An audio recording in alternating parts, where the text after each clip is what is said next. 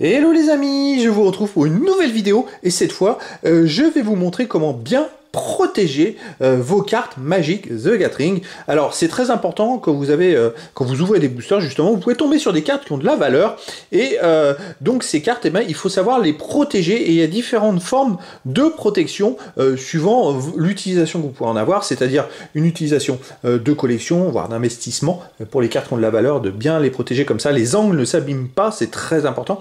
Et aussi ben, si vous créez des decks ou si justement vous souhaitez ranger vos cartes, enfin tout dépend de l'utilité que vous en avez. Alors j'ai pris quelques cartes, c'est les cartes de l'édition, la dernière édition, l'invasion des machines, légende du multiverse.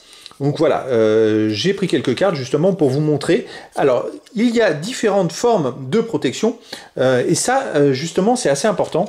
On va aller jusqu'à la pochette plastique. On va commencer par les formes de protection classiques. Si vous faites un deck, donc vous avez différents formats, donc vous pouvez acheter des sleeves qui seront à l'effigie d'un personnage ou des cartes que vous souhaitez protéger. Alors il en faut au moins une soixantaine hein, quand même pour pouvoir protéger vos cartes et justement parce que dans votre deck vous aurez au moins 60 cartes et puis derrière et ben alors il suffit d'avoir un dos. Alors des fois souvent il y a des dos avec des images qui sont sympas, mais sinon il y a quand même des protège cartes voilà qui sont opaques.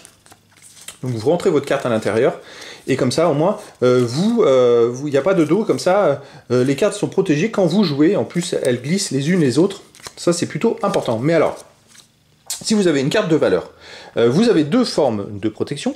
Il y a la fameuse protection qui est la pochette plastique assez grande, vous voyez, je vais vous montrer, hop, comme ça. Donc cette pochette plastique, c'est du classique, hein. C'est un format général, voilà, donc là votre carte sera protégée, plutôt pas mal protégée, mais vous pouvez faire une double protection, et ça c'est quand même plutôt intéressant. Il y a cette sleeve qui est vraiment, on va dire, proche de la carte. Alors il y a des ouvertures vers le haut, des ouvertures aussi vers le côté, ça dépend des sleeves.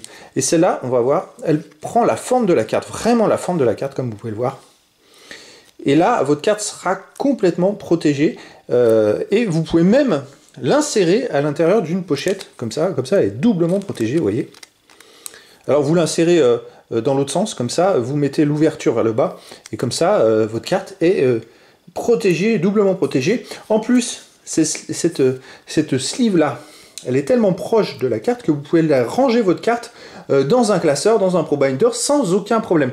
Avec celle-là, elles sont plus grandes, donc c'est plus embêtant, voilà. Mais une fois que vous avez protégé vos cartes, vous pouvez même, si vous aimez la collection, prendre ces pochettes de plastique, et puis derrière, ranger votre carte à l'intérieur. Je vais vous montrer, hop. Et puis comme ça, vous pouvez la mettre en valeur. Alors, il suffit d'acheter des petits trépieds, vous pouvez mettre vos cartes comme ça sur un trépied. C'est plutôt sympa, après ça dépend ce que vous souhaitez faire de la carte que vous avez, tout simplement. Mais voilà, vous avez cette double protection. Alors, il ne faut pas se rater les amis, dans les protections, surtout pour la taille de la protection. Je vais vous montrer parce que il y a aussi des formats. Celui-là de format, alors on voit peut-être pas bien, c'est 60 x 87, c'est le format de carte Yu-Gi-Oh! Et les cartes Yu-Gi-Oh! Sont légèrement plus petites. Donc ce type de format-là, vous ne pouvez pas ranger vos cartes magiques, et même Pokémon, ça ne pourra pas rentrer. Donc il faut. Alors j'ai pas la dimension exacte, mais à mon avis, celles qui collent comme ça aux cartes, en hauteur, il n'y a pas de problème, si vous voulez, c'est la bonne hauteur, mais c'est en largeur, pour moi, ça sera plus du 62 ou 64 mm par 87. Donc ça, c'est quand même important, c'est à souligner, ne pas se tromper dans les pochettes. Et dans les grandes, si vous voulez, que vous avez là, voilà, c'est du standard, hein. Vous pouvez les trouver, je crois, 2-3 € la centaine à peu près, c'est du standard. Mais c'est vrai que dans ce type de protège-carte, vous allez, par exemple, 30 ou 40 gammes de produits différents. Donc c'est vrai que souvent, on peut se tromper, ça dépend de la taille de vos cartes, tout simplement. Donc ça, il faut faire très attention.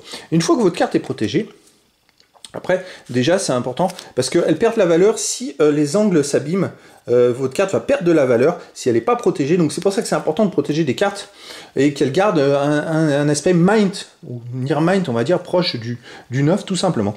Alors j'ai aussi cette petite boîte. Alors cette petite boîte, on peut la trouver autour de 3 € et quelques. Ah oui, j'ai pas précisé. Les pochettes plastiques comme ça, il me semble que c'est 20 € les 200 ou les 100. Enfin voilà, c'est une ordre de prix. Cette petite boîte, alors elle est un peu aimantée. Et vous pourrez ranger votre carte à l'intérieur pour les mettre encore en valeur. Si vous avez un petit trépied pour les ranger. Là aussi, votre carte sera super bien protégée. Voilà. Et puis, votre carte, elle est mise dans cette boîte, dans cette belle boîte. Bon, je dirais que c'est même comme ça, elle est enfermée. Il n'y a pas d'oxygène, il n'y a rien qui passe. Donc votre carte ne s'abîmera pas. Mais voilà, c'est vrai que ces petits accessoires, ça coûte pas très cher. Ce qu'il faut, c'est ne pas se tromper dans les dimensions que vous souhaitez avoir, parce qu'elles n'ont pas les mêmes formats, les protections de cartes, suivant les catégories de jeux, en sachant que les cartes magiques et Pokémon sont un peu les mêmes. Yu-Gi-Oh! C'est des cartes légèrement plus étroites, plus petites en largeur. Donc il faut faire attention, voilà. Et donc les amis, bah, c'est important parce que tout dépend de l'état des cartes que vous souhaitez, mais c'est vrai que si vous jouez un deck, bah voilà, en ayant des protèges cartes. Alors je crois que 60 protèges cartes, c'est autour de 6 € pour la même édition.